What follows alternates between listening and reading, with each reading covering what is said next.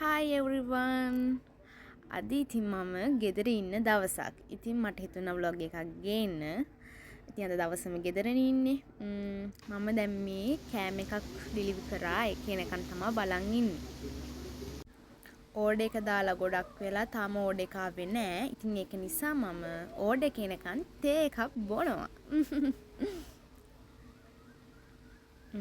කටත් පිච්චුණා උණුවෙන් බොන්න ගිහිල්ලා. මේ කියනකන් තමයි ඉතින් මෙච්චර වෙලා බලන් හිටියේ. ඒකත් පෙරුම් පුරලා ගත්තා වගේ නිකන් මට දැනෙන්නේ. බලන්නකෝ ඉතින් ඒකෙන්ද කොච්චර වෙලාවක් ගියාද කියලා. දැන් ඉතින් කාලා බීලා මගේ පොඩි වැඩ වගේක් තියෙනවා. ඒ ටිකක් කරන්න ඕනේ. ඒ ටික කරලා මම ඔයාලව හම්බෙන්නම්. මගේ වැඩවලුත් පොඩ්ඩක් මං ඉවර කරලා දැන් මම මේ චුට්ටක් එළියට ආවා. මොකද ගේ ඇතුළේම ඉන්න ගියාමත් එපා වෙන නිසා පොඩ්ඩක් එළියට වෙලා ඉතින් ඉන්නවා. මං ඉතින් එළියේ ඉන්නවා දැකලා ඒ හැර ඉන්න චූටි බබාලා ටිකක් ඒ කට්ටිය මාව දැකලා මං ගාට ඇවිල්ලා මාත් එක්ක ඉතින් මේ කතා කර කර ඉන්නවා.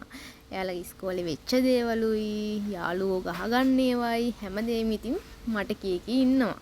මාත් ඉතින් කරන්න දෙයක් නැති නිසා අහගෙන ඉන්නවා. මේවත් ඉතින් හරි ෆනි නේද පොඩි අයගේ රණ්ඩු.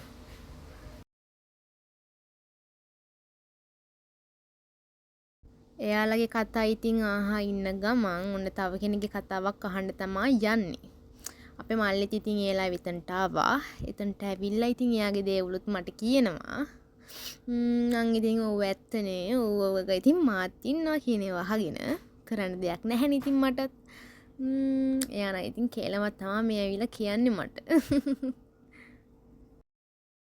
මම ඉතින් කිව්වනේ මං මේ ගෙදර ඉන්න දවසක කරන එකක් කියලා. මං ඉතින් අද ගෙදර ඉන්න හේතුව ඔයගොල්ලෝ දන්නේ නැහැනේ මං කියන හේතුව මොකද්ද කියලා.